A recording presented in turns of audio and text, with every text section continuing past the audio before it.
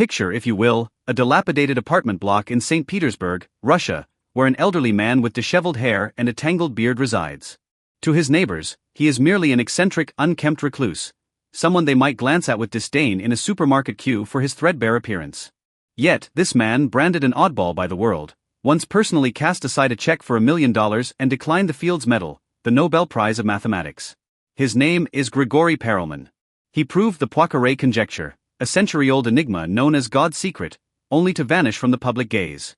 Tonight, by the soft pulse of the firelight, let us traverse the path of his true life through this story. It is a tale of a pure soul who constructed a magnificent cathedral of thought between the zenith of intellect and the nadir of material poverty. Why did he defy the secular world so resolutely?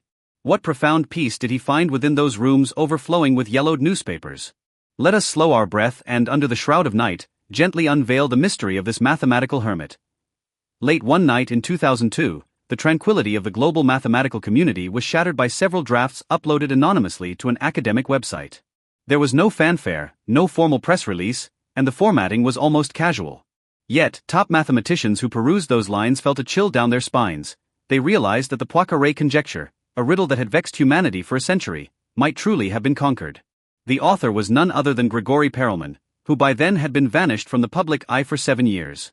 During that period, he had no fixed income, no social life, and rarely stepped outdoors. He was waiting for that precise moment where inspiration and logic would perfectly interlock. While professors across the globe scrambled to locate this saint via satellite phones, he was at a market in St. Petersburg, selecting the cheapest loaf of black bread. He craved neither peer recognition nor the tedious validation of peer review. To him, the moment truth is inscribed, its mission is fulfilled. Wealth, fame, and even the title of mathematician were, in his eyes, merely the cheap plastic wrapping around the diamond of truth. Truth. Grigory Perelman was not always such an enigma. He was once the most radiant prodigy within the establishment. In his youth, he claimed a perfect score at the International Mathematical Olympiad, displaying a terrifyingly profound insight into the nature of space. Yet, he was distinct in that he never competed for the sake of competition.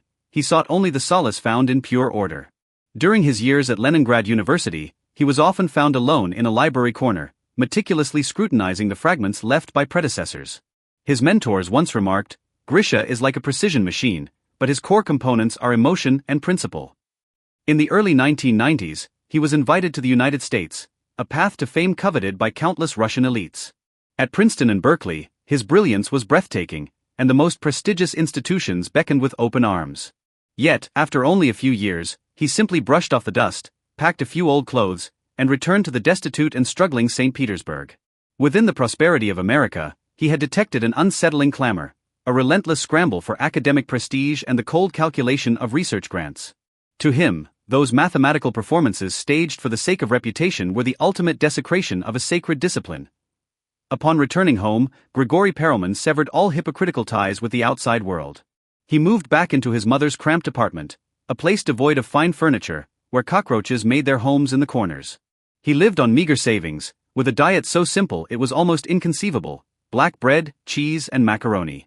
Amidst this radical minimalism, he launched his final sprint toward the Poincare conjecture. This enigma, in essence, is the ultimate inquiry into the shape of the three-dimensional space we inhabit. Through countless long winters, while the blizzards of St. Petersburg lashed against the glass, he scrawled infinite, complex manifold formulas upon his drafts. He was no longer a scholar. He had become an ascetic monk mining for gold in the abyss of numbers and shapes. He once told a confidant, "Everyone wants to know the secrets of the universe, but they are unwilling to endure the loneliness that precedes the knowing." For 7 years, he endured that solitude until he finally sketched the formula that could fold the universe. His only reprieve during those years was foraging for mushrooms in the forest or listening to classical music. In the rigorous counterpoint of Bach, he saw the skeleton of mathematics, and the ultimate sanctuary for his soul. Once the Poincare conjecture was verified, honors surged toward the dilapidated room like a rising tide, only to be barred by a steadfast wooden door. In 2006, Grigory Perelman was awarded the Fields Medal, the pinnacle of mathematical honor. Not only did he refuse to travel to Spain for the ceremony, but even the personal entreaties of the International Mathematical Union's president in St. Petersburg were met with a chilling, "I am not interested." He stated, "My contribution is already there. If the proof is correct, no further recognition is required." More shocking still was the year 2010, when the Clay Mathematics Institute announced him as the winner of the $1 Million Millennium Prize. For a man who was then virtually penniless, this was a life-altering sum. Yet, Perelman refused once more. Through his closed door he told reporters, "I am not interested in money, and I do not need sympathy built upon the unjust systems of the mathematical community."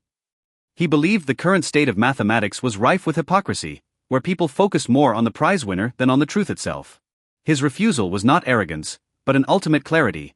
He saw how the allure of such prizes could corrode a creator's spirit.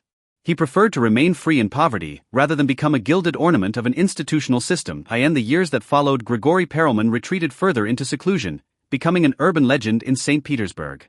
Occasionally, he was photographed in a threadbare coat, clutching a plastic bag, walking briskly with his head down through worn-out streets. He ceased all professional mathematical research and stopped submitting to journals. Some speculated he was probing even deeper secrets, others mocked him as having gone completely mad.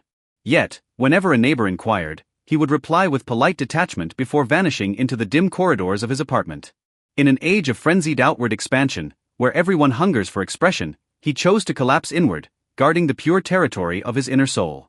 Living with his elderly mother in a space cluttered with math books and the miscellany of daily life, he continued his solitary exploration. He was not fighting a specific person, but the entire logic of a materialistic era. Through his poverty, he defined a supreme luxury: the right to remain undefined by anyone else. Amidst the mundane repetition of life, he could still feel the pulse of topological spaces, a frequency unreachable by the common world. The story of Grigory Perelman draws to a close this evening, yet the tremors he left behind are far from over. He showed us a possibility, that a person can live with such absolute integrity and wholeness relying solely on wisdom and dignity. He solved the mystery of the universe's shape, yet locked himself in a tiny room to attain an infinite freedom. The Poincaré conjecture tells us that if a space has no holes, it can eventually shrink into a single point. Perelman's life seems to be undergoing such a contraction, until he returns to that purest origin. Our story ends tonight. I hope what this lonely hermit leaves with you is not a sigh of pity, but a rare sense of composure. In this clamorous world, may you also find a quiet room of your own, undisturbed by wealth or vanity. Now, let your breath become as soft as the snow in St. Petersburg, sinking into a serene and vast dreamscape that belongs to you alone. No more chasing, no more proving, you have done well enough. Good night.